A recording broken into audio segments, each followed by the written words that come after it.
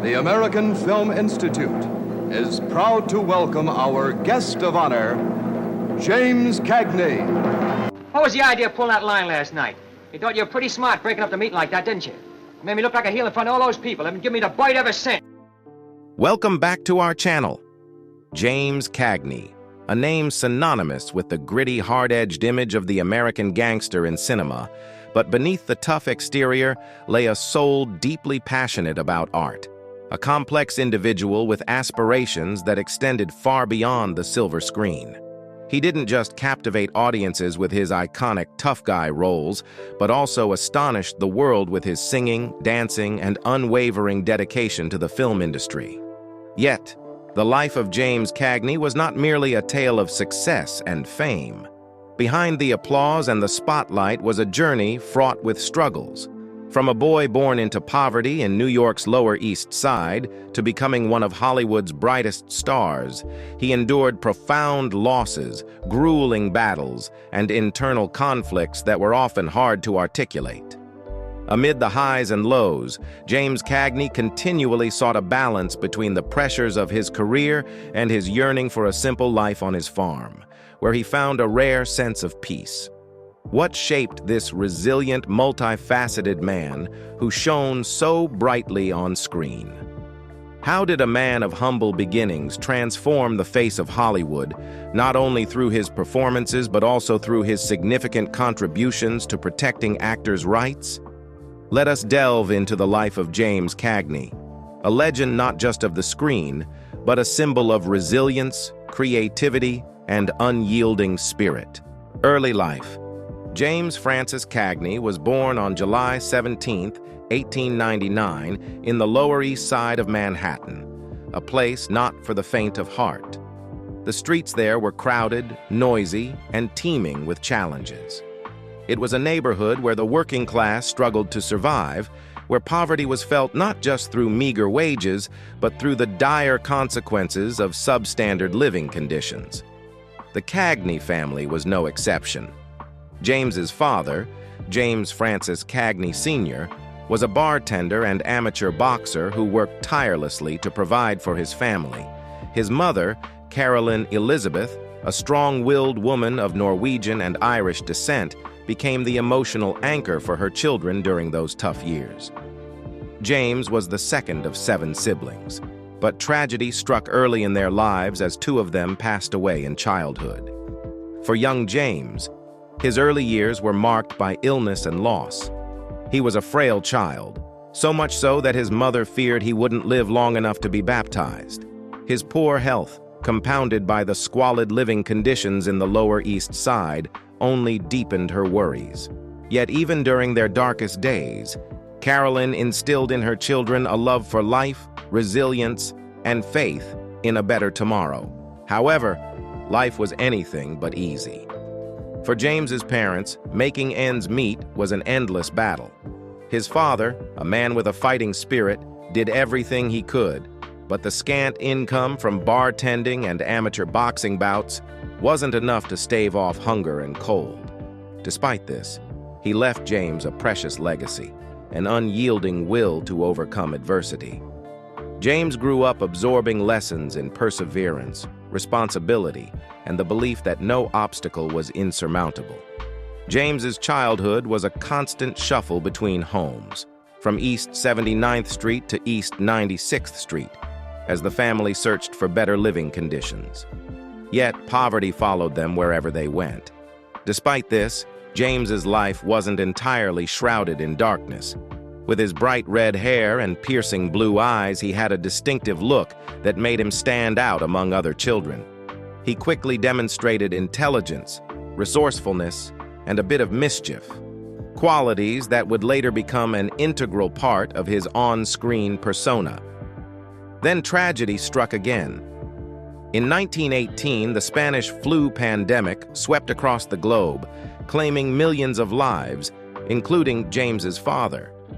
His father's death left a massive void in the family and forced James, then only 19, to take on the responsibilities of an adult. All his plans to attend Columbia College, where he had dreamed of studying art, dissolved. He had to abandon those aspirations to work and support his mother and siblings. James threw himself into a series of odd jobs.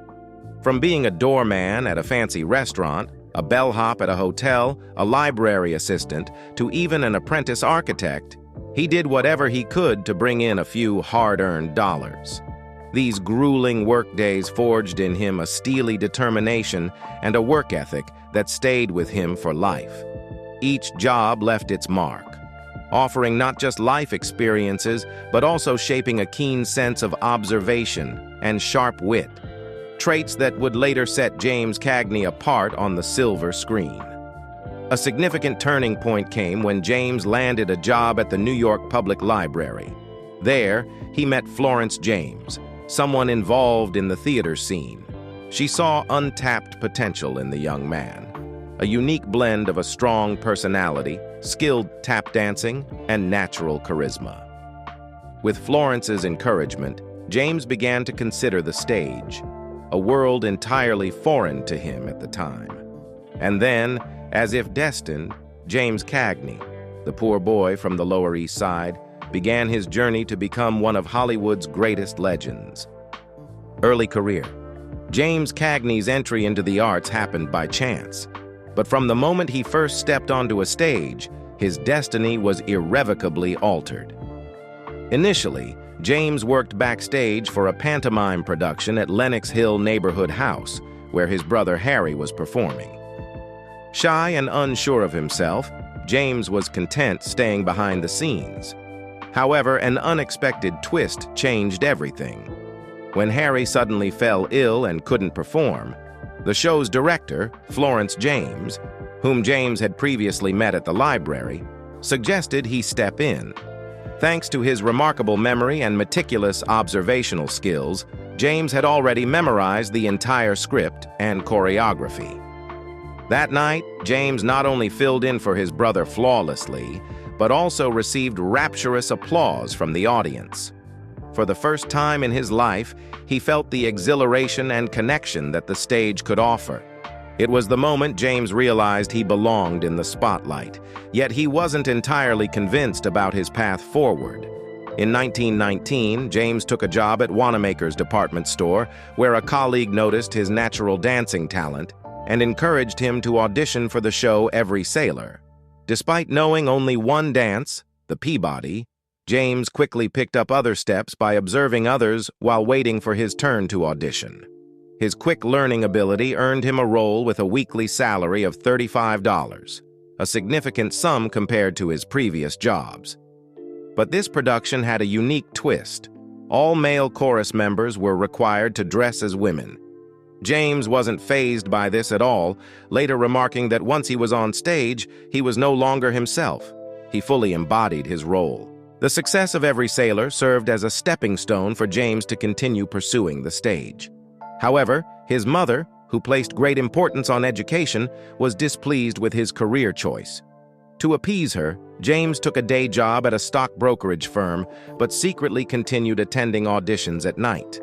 Another major opportunity came when he was cast in Pitter Patter, a production where he not only performed, but also worked as a costume assistant for one of the lead actors. It was during this time that he met Frances "Billy" Vernon, a fellow performer in the show. Their romance blossomed, and just a few years later, in 1922, they married, becoming partners both in life and on stage. After their marriage, James and Billy performed together on the vaudeville circuit, a popular form of entertainment at the time. The duo became a dynamic act, delivering captivating performances that combined comedy, singing, and dancing. However, life in vaudeville was far from easy. Endless touring, daily performances, and unstable income presented significant challenges. Driven by bigger ambitions, James and Billy decided to try their luck in Hollywood. They arrived in California with hopes of achieving their dreams, but reality fell short. Hollywood failed to see their potential, and after a brief stint, they returned to New York disheartened, but still determined. Back in New York, James decided to focus on roles that required more dramatic acting. In 1925, He was cast in the play Outside Looking In, playing a red-haired drifter, a character that coincidentally matched his own striking appearance. It was the first time James showcased his acting prowess in a serious role, earning critical acclaim. This success led to his involvement in another play, Broadway. While the production was successful and slated to move to London, the producer replaced James at the last minute. The shock of losing this opportunity left James and Billy devastated and even homeless, as they had already prepared to relocate to England. Despite the setback, James refused to give up. To make ends meet, he opened a dance school while continuing to seek opportunities on stage. After relentless effort, he landed a role in Penny Arcade, a play that failed commercially but turned out to be the most pivotal moment in his career. Al Jolson, a renowned star, saw potential in the play and purchased the rights to adapt it into a film, under the condition that James and his co-star, Joan Blondell, reprise their roles. Warner Brothers agreed, and the film Sinner's Holiday was released in 1930. This role not only brought James to Hollywood, but also established the tough guy persona that he would embody for years to come. It was the beginning of a legendary career success and achievements. Following his role in Sinner's Holiday, 1930, James Cagney quickly established himself in Hollywood with his intense and unmistakable acting style. However, it was his performance in The Public Enemy, 1931, that truly catapulted him to stardom. In the film, he portrayed Tom Powers, a violent and menacing gangster. One iconic scene, where Tom smashes a grapefruit into his on-screen wife's face, was an unscripted act that took actress Mae Clarke completely by surprise. This moment not only became emblematic of the film, but also of Cagney's career. The role shattered the idealized hero archetype of Hollywood at the time, introducing a gritty, complex character who was both terrifying and captivating. The Public Enemy not only made Cagney a household name, but also marked a pivotal moment in American cinema, elevating the gangster genre to new heights. However, being typecast as a gangster quickly became a significant issue for Cagney. Warner Brothers, keen to capitalize on his tough guy appeal, repeatedly assigned him similar roles. Although films like Taxi, 1932, Angels with Dirty Faces, 1938, and White Heat, 1949, were massive hits, Cagney grew frustrated with being boxed into a single persona. He longed to take on more diverse roles, which often led to clashes with the studio. The tension reached a peak in 1935 when Cagney famously sued Warner Brothers for breach of contract. At a time when few actors dared to challenge the major studios, Cagney's bold move set a precedent, and he won the case. This victory allowed him greater control over his career, making him one of the first actors to secure artistic autonomy. With newfound freedom, Cagney proved he was far more than just a gangster on screen. Yankee Doodle Dandy, 1942, marked a significant turning point in his career. In this film, Cagney portrayed George M. Cohan, a multi-talented Broadway icon. The role showcased his exceptional singing, dancing, and acting abilities and earned him the Academy Award for Best Actor, one of the most prestigious accolades of his career. Yankee Doodle Dandy solidified Cagney's reputation as a versatile performer capable of transcending the stereotypes that had once defined him. Despite this triumph, Cagney's relationship with Warner Brothers remained strained. After the success of Yankee Doodle Dandy, he decided to establish his own production company, Cagney Productions, in an effort to break free from the grip of major studios and pursue projects he was genuinely passionate about. However, the company struggled to achieve commercial success, and after a string of financial losses, it was forced to close in 1953. Reflecting on this chapter of his career, Cagney expressed no regrets, stating that the opportunity to exercise creative control was worth more than any box office profit. One of Cagney's most memorable roles came in White Heat, 1949, where he returned to the gangster genre with a fresh and nuanced approach.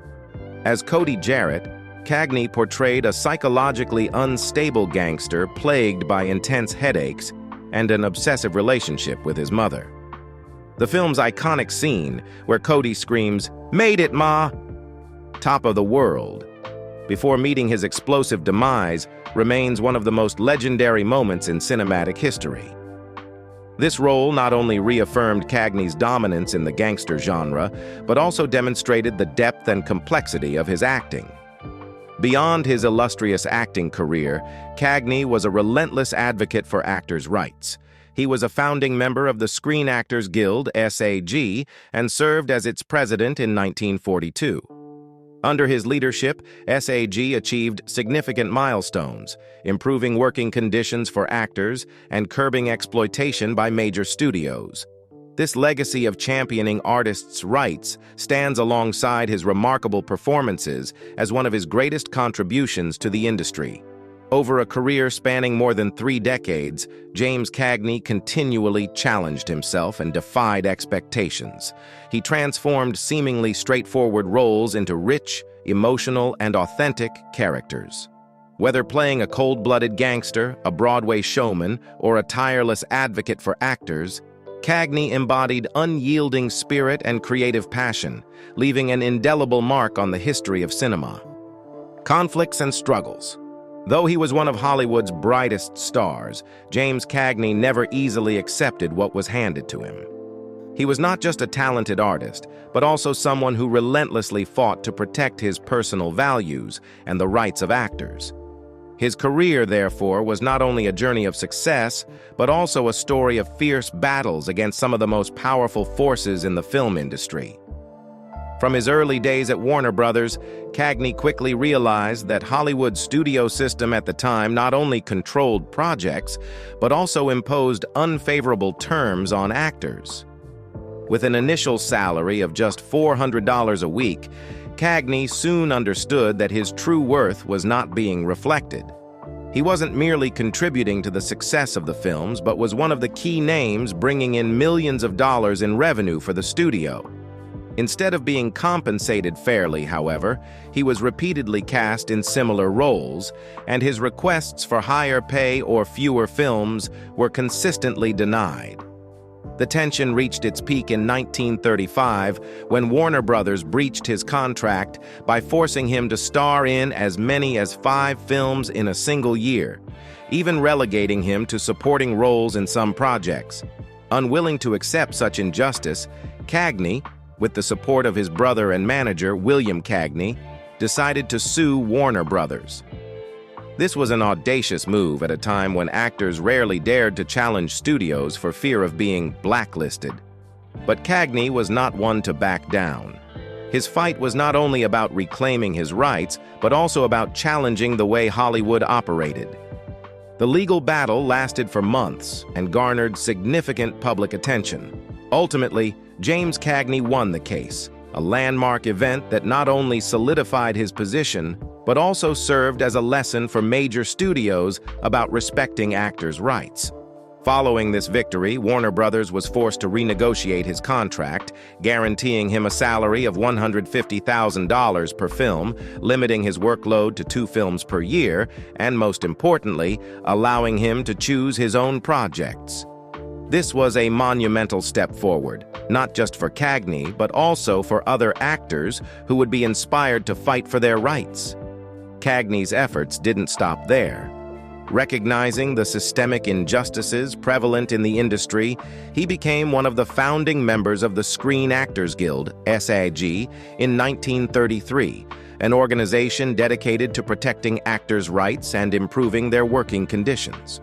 With his vision and determination, Cagney quickly emerged as a leader, taking on the role of SAG president in 1942. Under his leadership, SAG achieved significant victories, including the elimination of block booking, a practice where studios forced theaters to purchase entire packages of films, including low-quality ones. Beyond his disputes with Warner Brothers, Cagney was also known as the professional gangster for his uncompromising spirit. A notable example occurred during the filming of The Public Enemy. Actor Douglas Fairbanks Jr. organized a charity campaign, requiring all cast members to make mandatory contributions. While Cagney was willing to donate, he opposed the idea of making it obligatory, firmly believing that charity should come from genuine willingness, not coercion. His steadfastness and candidness sometimes earned him a reputation for being difficult to work with, but it also won him respect from colleagues and audiences alike. However, the conflicts weren't just with studios or peers, they also existed within Cagney himself. Despite his on-screen success, he often felt trapped in the tough guy image that both Hollywood and audiences imposed on him. He wanted to do more, to showcase different facets of his personality and abilities, but every time he attempted to break free from this mold, he faced commercial failures, as seen with Johnny Come Lately, 1943, and The Time of Your Life, 1948. These setbacks left Cagney torn between pursuing artistic fulfillment and meeting commercial expectations. Yet it was these struggles and conflicts that defined James Cagney as an irreplaceable figure. He was not just an actor, but a symbol of resilience, someone who fought tirelessly for what he believed in. His career is a testament to upholding personal values in an industry that often sought to control its artists. And at every stage of his career, James Cagney remained the embodiment of an indomitable spirit, a man who refused to accept the limits others tried to impose on him. Personal life.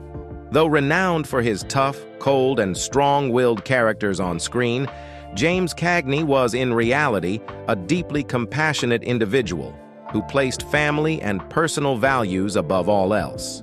He was not only a talented actor, but also a devoted husband, a complex father, and a man in constant search of peace through a simple life. James Cagney met Frances Billy Vernon in the early 1920s while working on the musical Pitter Patter. Billy, with her radiant personality and remarkable talent, quickly captured Cagney's heart. Their relationship grew from mutual understanding and collaboration, and they were married on September 28, 1922. Their marriage lasted an incredible 64 years, a rare feat in Hollywood, especially during a time when relationships in the entertainment world often fell apart. Billy was not only his life partner, but also his steadfast supporter, helping him navigate the ups and downs of his career and personal life. Although he found happiness in his marriage, James Cagney's family life was not without its difficulties. He and Billy were unable to have biological children due to health issues, but in 1940, they adopted 2 children, James Francis Cagney Jr. and Kathleen Casey Cagney. However, Cagney's relationship with his children, particularly his son, was fraught with challenges. James Jr. struggled in life and eventually grew distant from his father. The unresolved tensions between them lingered until James Jr.'s sudden death from a heart attack in 1984, just 2 years before Cagney himself passed away. This loss deeply affected Cagney, leaving him with a profound sadness he rarely spoke about. His daughter, Kathleen, while closer to the family, also grew apart as she got older. These fractured relationships with his children became a quiet sorrow that Cagney carried into his later years. Beyond his family, Cagney found solace in a simple, nature-filled life. During his contentious battles with Warner Brothers, he first explored farming by purchasing a small farm on Martha's Vineyard. To Cagney, working the fields and tending the land was not just a hobby, but a sanctuary from the pressures of Hollywood. In 1955, he expanded this dream by purchasing a 120-acre property in Stanfordville, New York, which he named Verney Farm, a blend of his and Billy's names. There, he spent his time farming, raising livestock, and nurturing his love for Morgan horses, a breed he particularly cherished. Despite being a global star, Cagney maintained a private and humble lifestyle. He enjoyed painting, a passion he pursued under the mentorship of artist Sergei Bongard, often gifting his works to friends instead of selling them. He also loved boating, though he was prone to seasickness even on calm waters. For Cagney, these hobbies were not merely pastimes, but vital means of maintaining balance in his life and avoiding the relentless demands of fame. While his farm life brought moments of peace, Cagney's health began to decline significantly in his later years. He was initially misdiagnosed with glaucoma before being correctly diagnosed with diabetes. His health issues, including a mild stroke in 1955, gradually limited his ability to enjoy his favorite activities like dancing, horseback riding, and painting. Nevertheless, his indomitable spirit remained intact. Although he retired from the screen in 1961, he stayed connected with his fans through interviews and occasional appearances at major events. James Cagney's personal life was a delicate balance between the glitz of Hollywood and the tranquility of rural living. He once remarked that if he hadn't become an actor, he might have lived the life of a poor painter or a farmer. Despite the personal sorrows and setbacks, Cagney remained true to the values he held dear: simplicity, honesty, and a deep passion for life. These values not only shaped the man he was off-screen, but also earned him the admiration and respect of audiences far beyond the silver screen. Final years and legacy. In his later years, James Cagney retreated to a quiet life at his beloved Verney Farm in Stanfordville, New York. Despite his declining health, he maintained an optimistic spirit and enjoyed a simple life far removed from the glitz and glamour of Hollywood. After a career spanning decades, Cagney made a memorable comeback in 1981 with the film Ragtime. It was his first appearance on screen in nearly 20 years. In Ragtime, Cagney portrayed an aging police chief. Although his health had deteriorated to the point where he performed many of his scenes seated. Nevertheless, his acting prowess remained intact, and the film demonstrated that Cagney's extraordinary talent had not diminished. This return to the screen was not only a gift to his fans, but also a final affirmation of his illustrious career. His appearance at the film's London premiere caused a sensation when Queen Mother, known for her composure, broke protocol to rise and greet him, later going backstage to meet him personally. It was a testament to the timeless influence of his legacy. Cagney's health continued to decline in his final years. He battled diabetes and numerous complications associated with aging. However, he refused to let these struggles dampen his spirit. During his most difficult moments, he found solace in reading, spending time with close friends, and embracing the tranquility of his farm, a place he once described as where I truly found myself. James Cagney passed away on Easter Sunday, March 30th, 1986, at his farm at the age of 86. His death left a void in the hearts of fans and colleagues alike. His funeral was not only a tribute to a cinematic legend, but also an opportunity for friends, family, and fellow icons to express their deep respect. The service was held at St. Francis de Sales Church in New York, where he had been baptized as a child. In his eulogy, U.S. President Ronald Reagan, a close friend, described him as a man not only great on screen, but also a symbol of resilience and integrity. However, a major shock followed his death when Cagney's will was made public. It revealed that his entire estate was left to his wife, Billie, who had been by his side for 64 years.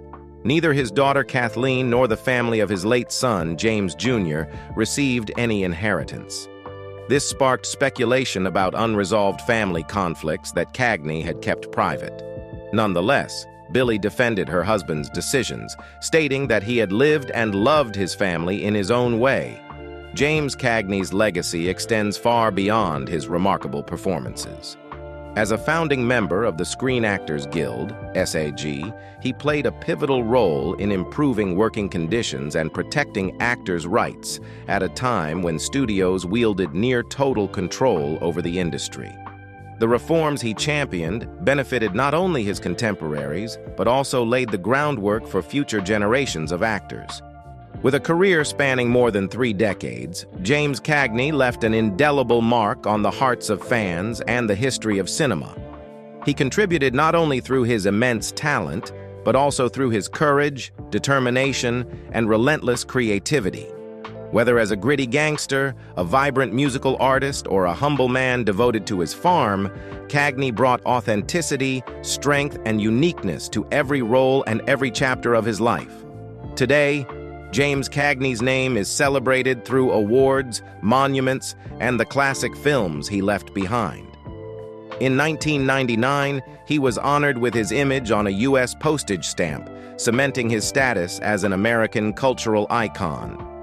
However, his greatest legacy is the inspiration he provided, a story of extraordinary resilience, passion, and determination, motivating not only artists, but also ordinary people who dream of overcoming challenges to achieve greatness. James Cagney, a legend, continues to live on in the hearts of film lovers and those who admire individuals who refuse to bow to fate. What do you think of James Cagney's inspiring journey? Which of his iconic roles or life stories left the deepest impression on you? Share your thoughts in the comments below, and don't forget to like and subscribe to our channel to continue exploring the stories of Hollywood legends. Let's keep James Cagney's legacy alive in the hearts of movie enthusiasts everywhere.